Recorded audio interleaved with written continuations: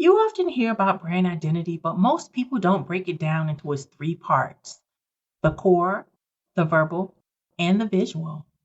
Today, we're talking about the verbal identity and if you're building a brand, why it should be important to you.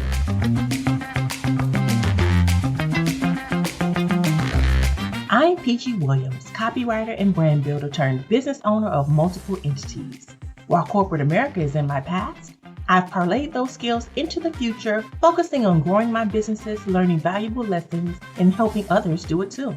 What started as an idea to capitalize off my skills has helped so many to create a strong brand with actionable steps, copy, and content that matters. I created the Talk Like a Brand podcast to give you relatable, simple strategies and advice that makes you think, reflect, and implement. If you're an entrepreneur or one in the making who wants to build a strong brand with a solid foundation, you're in the right place. So let's get into it.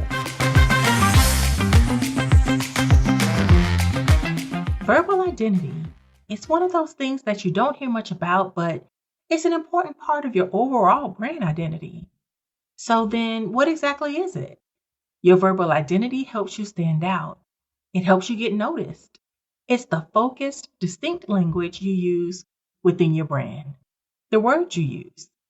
Now, if you haven't noticed, businesses express their identity through the people that work for the brand and their consumers. We call that the tone. Verbal identity is structured with ideas, tones, and phrases delivered in different variances.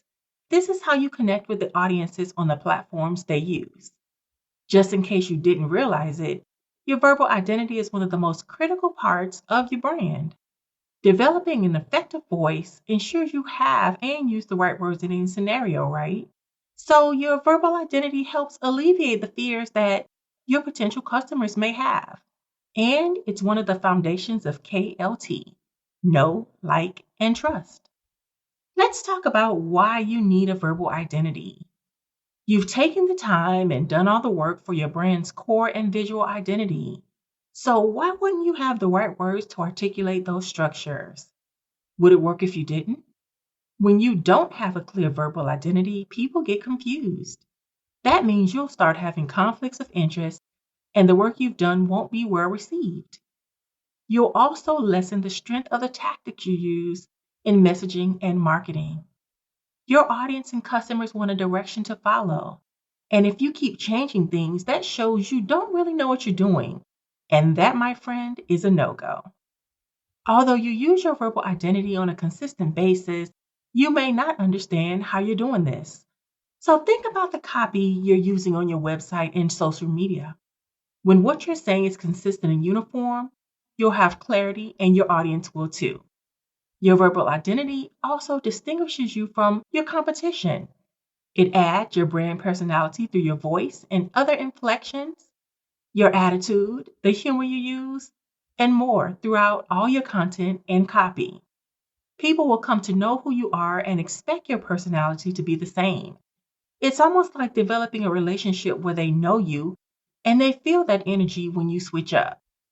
When you have a verbal identity in place, you'll be able to hire a copywriter or develop your own creatives and communications that fit.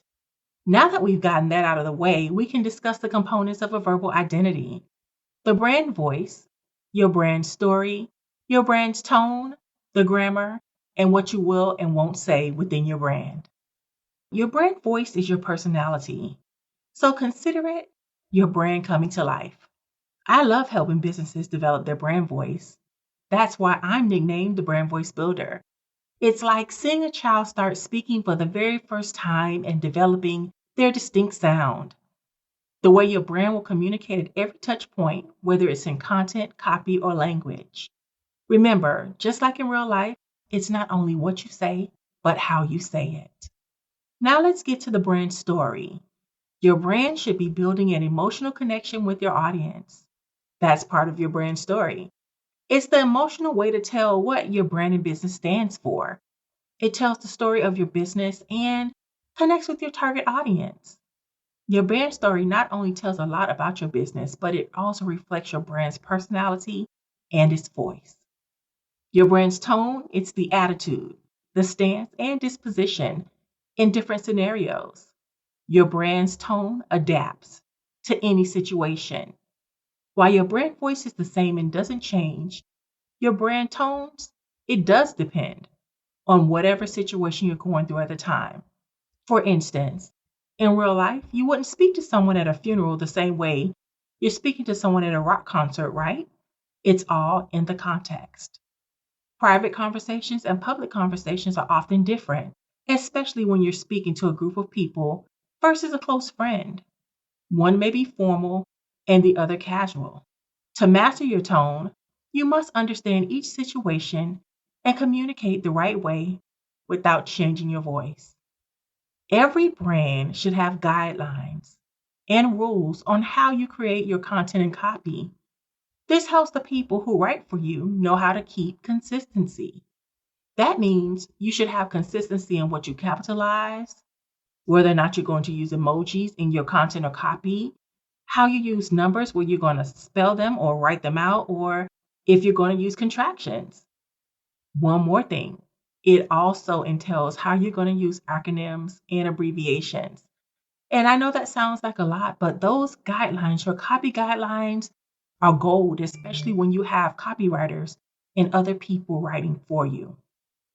Finally, you should have specific rules about certain words your brand should avoid regarding certain topics.